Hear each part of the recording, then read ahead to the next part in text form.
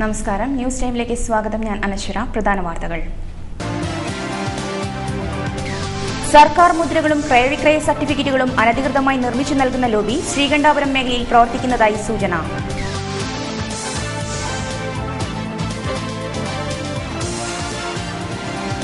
പേരാവൂർ മേൽമുരിങ്ങോടിയിൽ വീടിന് മുമ്പിൽ ജീപ്പിടിച്ചു മരിച്ച 2.5 വയസ്സുകാരന്റെ മൃതദേഹം സംസ്കരിച്ചു.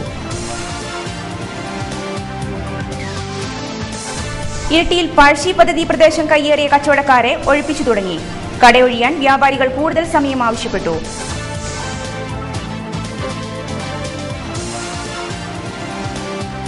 പാലപ്പുഴ കൂടലാട് മേഖലയിൽ മണൽക്കൊള്ള വ്യാപകമാകുന്നു.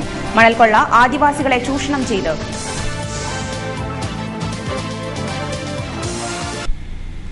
വാർത്തകൾ വിശദമായി. സർക്കാർ മുദ്രകളും ക്രയവിക്രയ സർട്ടിഫിക്കറ്റുകളും അനധികൃതമായി നിർമ്മിച്ച് വ്യാജ പട്ടയം ചമയ്ക്കുന്ന ലോബി ശ്രീകണ്ഠാപുരം കേന്ദ്രീകരിച്ച് പ്രവർത്തിക്കുന്നതായി ആരോപണം. CPI ഇരിക്കൂർ മണ്ഡലം കമ്മിറ്റി ഭാരവാഹികളാണ് ആരോപണവുമായി രംഗത്തെത്തിയിട്ടുള്ളത്. പലരും ഭൂമി കൈമാറ്റത്തിന് ആധാരമെഴുത്തുകാരെ സമീപിക്കുമ്പോഴാണ് വ്യാജ പട്ടയ സർട്ടിഫിക്കറ്റുകളെക്കുറിച്ചുള്ള വിവരം ലഭിക്കുന്നതെന്ന് CPI ഇരിക്കൂർ മണ്ഡലം സെക്രട്ടറി PK മധുസൂദനൻ പറയുന്നു. വ്യാജ സർക്കാർ മുദ്രകൾ ഉപയോഗിച്ച് പട്ടയമുണ്ടാക്കി നൽകുന്ന ലോബി തന്നെ പ്രവർത്തിക്കുന്നതായാണ് വിവരം. ഇതേക്കുറിച്ച് അന്വേഷിക്കണമെന്നാവശ്യപ്പെട്ട് Payyanur land tribunal tahsildar P. Ramachandran ജില്ലാ കലക്ടർക്ക് റിപ്പോർട്ട് നൽകിയിട്ടുമുണ്ട്. ഇവിടെ മതിയായ തെളിവുകൾ ഹാജരാക്കാൻ സാധിക്കാത്ത 40-ലധികം പേരുടെ പട്ടയ അപേക്ഷ ലാൻഡ് ട്രിബ്യൂണൽ ഓഫീസ് തള്ളിയിരുന്നു. ഇത്തരക്കാരെ 15,000 രൂപ വരെ കൈക്കൂലി വാങ്ങി ക്രയവിക്രയ സർട്ടിഫിക്കറ്റുകൾ തയ്യാറാക്കി കൊടുക്കുന്ന സംഘം വലയിലാക്കുന്നതായാണ് സൂചന. റവന്യൂ അധികൃതർക്കും പരാതി നൽകിയതായി PK മധുസൂദനൻ പറയുന്നു.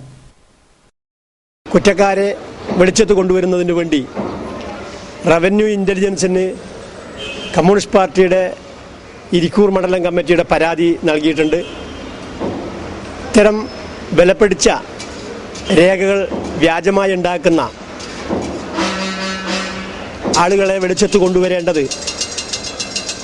വളരെ അത്യാവശ്യമാണ് എന്നുള്ളത് കൊണ്ട് തന്നെ അധികാരികൾ ഇതിൽ കൂടുതൽ ശ്രദ്ധ ചെലുത്തണമെന്ന്. വീടിനു മുമ്പിൽ ജീപ്പിടിച്ചു മരിച്ച 2.5 വയസ്സുകാരന്റെ മൃതദേഹം സംസ്കരിച്ചു. പേരാവൂർ മേൽമുരിങ്ങോടിയിലെ കലാഭവനിൽ ദീപക് രൂപകലാ ദമ്പതികളുടെ മകൻ ഗോകുലാണ് വെള്ളിയാഴ്ച രാവിലെ 9:30 അപകടത്തിൽ മരിച്ചത്. ജീപ്പ് ഡ്രൈവറെ പോലീസ് കസ്റ്റഡിയിലെടുത്തിട്ടുണ്ട്. സംഭവവുമായി ബന്ധപ്പെട്ട് ജീപ്പ് ഡ്രൈവറെ പോലീസ് കസ്റ്റഡിയിലെടുത്തിട്ടുണ്ട്. മരിച്ച ഗോകുലിന്റെ പിതാവ് ദീപക് മാഹി ഗവൺമെന്റ് കോളേജിൽ ലെക്ചററാണ്. തുണ്ടി ശാന്തിനികേതൻ സ്കൂളിലെ LKG വിദ്യാർത്ഥിനി ഗോപികയാണ് ഗോകുലിന്റെ സഹോദരി. ജ്യേഷ്ഠത്തി സ്കൂളിലേക്ക് പുറപ്പെട്ട ജീപ്പിന് സമീപം വന്നു നിന്ന ഗോകുൽ അബദ്ധത്തിൽ ജീപ്പിനടിയിൽ പെടുകയായിരുന്നെന്ന് കരുതുന്നതായി പോലീസ് പറയുന്നു. Peravoor block panchayat president K. ശശീന്ദ്രന്റെ മരുമകൾ രൂപകലയാണ് ഗോകുലിന്റെ മാതാവ്. മൃതദേഹം മേൽമുരിങ്ങോടിയിലെ വീട്ടുവളപ്പിൽ സംസ്കരിച്ചു. ഇരിട്ടിയിൽ പഴശ്ശി പദ്ധതി പ്രദേശം കയ്യേറി കച്ചവടം നടത്തുന്നവരെ ഒഴിപ്പിക്കുന്നതിനുള്ള നടപടികൾ ആരംഭിച്ചു. വെള്ളിയാഴ്ച പോലീസ് സഹായത്തോടെ ഉദ്യോഗസ്ഥർ സ്ഥലത്തെത്തിയെങ്കിലും വ്യാപാരികൾ കൂടുതൽ സമയം ആവശ്യപ്പെട്ടതിനെ തുടർന്ന് കയ്യേറ്റക്കാരെ ഒഴിപ്പിക്കൽ മാറ്റിവെക്കുകയായിരുന്നു. ഇരിട്ടി പഴശ്ശി പദ്ധതി പ്രദേശം കയ്യേറി കച്ചവടം ചെയ്യുന്നവരെ ഒഴിപ്പിക്കുന്നതിനായി Pazhassi irrigation executive engineer AK Vijayan, Keezhur village officer V. Raju എന്നിവരുടെ നേതൃത്വത്തിലാണ് ഉദ്യോഗസ്ഥർ പോലീസുമായി എത്തിയത്. കയ്യേറ്റക്കാരോട് ഒഴിഞ്ഞു പോകണമെന്ന കഴിഞ്ഞ ബുധനാഴ്ച ഉദ്യോഗസ്ഥർ നിർദ്ദേശം നൽകിയിരുന്നു. 2 ദിവസത്തേക്കുള്ള സമയം ചോദിക്കുന്നുണ്ട്. അതിനെപ്പറ്റി സംസാരിച്ചിട്ട് മുകളിലുള്ള ഉദ്യോഗസ്ഥന്മാരെ വിളിച്ചു നോക്കിയിട്ട് കയ്യേറുന്നില്ല. പണ്ട് കാലത്ത് ലീസിന് കൊടുത്ത കേസാണ്. പിന്നെ ലീസ് പുതുക്കിയിട്ടില്ല. അവർ തന്നെ ഇങ്ങനെ സബ്ജക്റ്റ് ആയിട്ട് കൊടുത്തു പോരുന്ന. ഇവർക്ക് കുറച്ചു കാലമായിട്ട് രേഖയിലൊന്നുമില്ല. ഇവര് അപേക്ഷ കൊടുത്തിരുന്ന് മാത്രമാണ് പറയുന്നത്. ഇപ്പം ആയിരുന്നില്ല. പക്ഷെങ്കിൽ ഇവർ പിന്നെ പണ്ട് പുതുക്കി കിട്ടാൻ വേണ്ടി അപേക്ഷ കൊടുത്തിട്ടുണ്ട്. അതിന് മേലെ അനുവദിച്ച് കിട്ടിയിട്ടില്ല. ഒഴിപ്പിച്ചെടുക്കും. അങ്ങനെ അനധികൃതമായി കച്ചവടം ചെയ്യുന്നതിൽ ഒഴിപ്പിക്കണം. ഈ ഉത്തരവ് പാലിക്കാത്തതിനെ തുടർന്നാണ് വെള്ളിയാഴ്ച കയ്യേറ്റക്കാരെ ഒഴിപ്പിക്കാൻ പോലീസ് സഹായത്തോടെ ഉദ്യോഗസ്ഥർ എത്തിയത്. ഒഴിഞ്ഞുപോകുന്നതിന് വ്യാപാരികൾ കൂടുതൽ സമയം ആവശ്യപ്പെട്ടതിനെ തുടർന്ന് ഒഴിപ്പിക്കൽ നടപടി നീട്ടിവെക്കുകയായിരുന്നു. പഴശ്ശി പദ്ധതി സ്ഥലം കയ്യേറി കച്ചവടം ചെയ്യുന്നതിനെതിരെ സ്വകാര്യ വ്യക്തി നൽകിയ പരാതിയിൽ വിജിലൻസ് അന്വേഷണവും നടക്കുന്നുണ്ട്.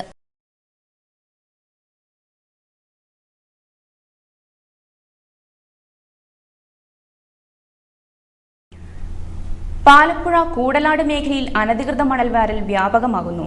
ആദിവാസികളെ ഉപയോഗിച്ചാണ് ഇവിടുത്തെ കടവുകളിൽ നിന്ന് വൻ മാഫിയകൾ മണൽക്കൊള്ള നടത്തുന്നത്. അധികൃതരുടെ യാതൊരു അനുമതിയുമില്ലാതെ പാലപ്പുഴ പാലത്തിന് താഴെ കൂടലാട് മേഖലയിലാണ് മണൽക്കൊള്ള വ്യാപകമാവുന്നത്. മണൽക്കൊള്ളയ്ക്ക് പിന്നിൽ വൻ മാഫിയാണ് പ്രവർത്തിക്കുന്നതെന്ന് സമീപവാസികൾ പറയുന്നു.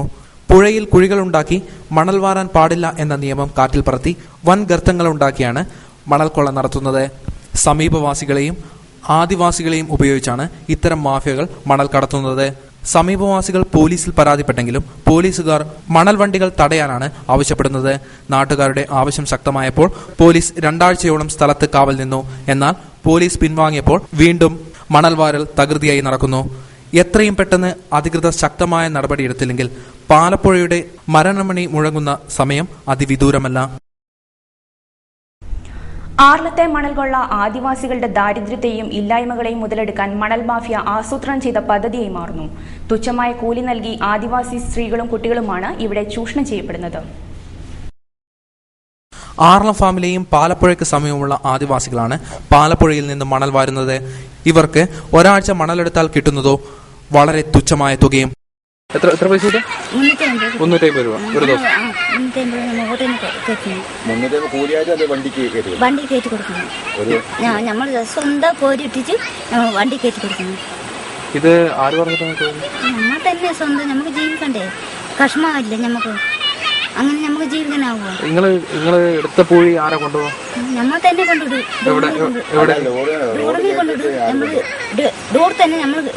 റോഡ് മേൽ കൊണ്ടിട്ട് ആരോ കൊണ്ടുപോകും? പിന്നെ റോഡ് മേൽ കൊണ്ടിട്ട് പിന്നെ വണ്ടി കൊണ്ടുവരും അവര്. ആരോ അതിന്റെ മുതലാളി ആരാണ്? മുതലാളി നമുക്ക് അറിയാൻ പറ്റില്ല. അതെവിടെയുള്ള ആളാണ്?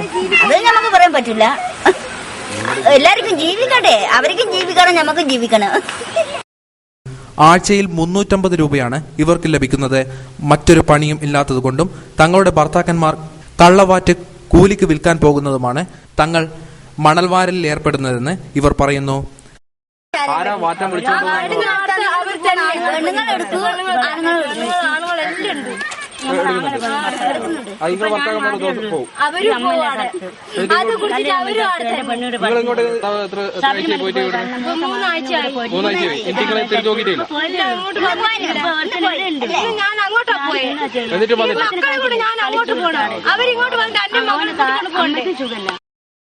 തങ്ങളുടെ ഭർത്താക്കന്മാരെ കൂട്ടി ഇത്തരം വ്യാജവാറ്റുകാർ ആർളം ഫാമിലേക്ക് പോവുകയും ആഴ്ചകളോളം കഴിഞ്ഞാൽ പോലും ഇവർ വീട്ടിലേക്ക് തിരിഞ്ഞു നോക്കാറുമില്ലെന്നാണ് ഇവരുടെ പരാതി. ഇരിട്ടി ടൗണും പരിസരവും മാലിന്യനിക്ഷേപ കേന്ദ്രമായി മാറി. മാലിന്യനിക്ഷേപം വ്യാപകമായതോടെ പഴശ്ശി പദ്ധതി പ്രദേശം മാലിന്യങ്ങൾ കൊണ്ട് കുന്നുകൂടിയ നിലയിലാണ്. മാലിന്യത്തെ തുടർന്ന് ടൗണും പരിസരവും കടുത്ത പകർച്ചവ്യാധി ഭീഷണിയാണ് നേരിടുന്നത്.